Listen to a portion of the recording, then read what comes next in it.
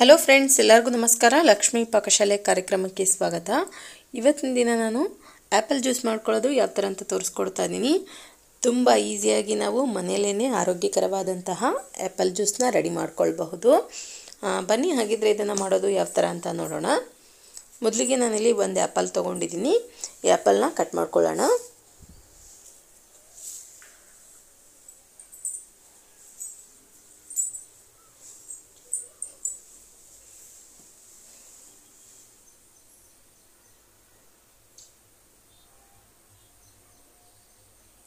ಈ ರೀತಿಯಾಗಿ ಸಣ್ಣದಾಗಿ ಕಟ್ ಮಾಡ್ಕೊಳ್ಳಿ.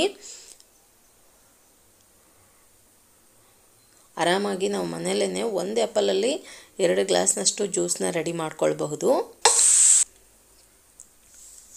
ಈ ಆ್ಯಪಲ್ಗಳನ್ನು ಇವಾಗ ಸ್ವಲ್ಪ ಸಣ್ಣದಾಗಿ ಕಟ್ ಮಾಡ್ಕೊಳ್ಳೋಣ. ಇನ್ನು ನೈಸಾಗಿ ಗ್ರೈಂಡ್ ಆಗೋಕ್ಕೆ ಈಸಿಯಾಗಿ ಆಗುತ್ತೆ.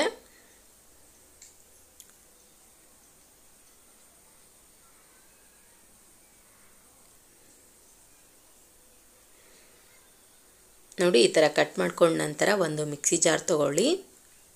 ಇದಕ್ಕಿವಾಗ ನಾವು ಕಟ್ ಮಾಡಿರುವಂತಹ ಆ್ಯಪಲ್ ಹಾಕ್ಕೊಳ್ಳೋಣ.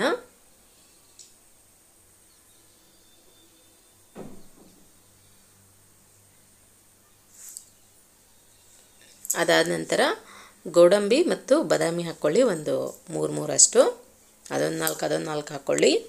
ಚೆನ್ನಾಗಿರುತ್ತೆ ಕುಡಿಯೋಕೆ. ಸ್ವಲ್ಪ ಬಾಯಿಗೆ ಸಿಕ್ಕರೆ ಇನ್ನೂ ಟೇಸ್ಟ್ ಅನಿಸುತ್ತೆ. ಇದಕ್ಕಿವಾಗ ಸಕ್ಕರೆ ಹಾಕ್ಕೊಳ್ಳಿ. ನಾನಿಲ್ಲಿ ಶುಗರ್ ಸ್ವಲ್ಪ ಜಾಸ್ತಿ ಯೂಸ್ ಮಾಡಲ್ಲ, ಹಾಗಾಗಿ ಸ್ವಲ್ಪ ಕಡಿಮೆ ಸಕ್ಕರೆ ಹಾಕಿದ್ದೀನಿ.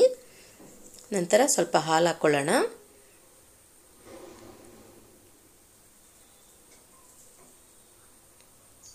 ನೋಡಿ, ಇವಾಗ ಇದನ್ನು ಗ್ರೈಂಡ್ ಮಾಡ್ಕೊಳ್ಳೋಣ.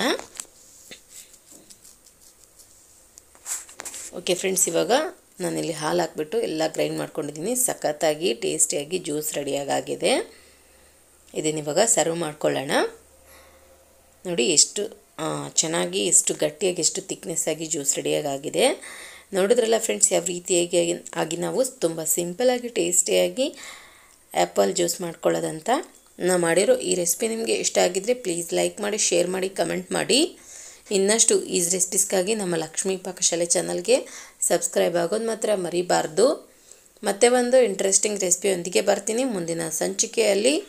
Keep watching. Thank you. Bye.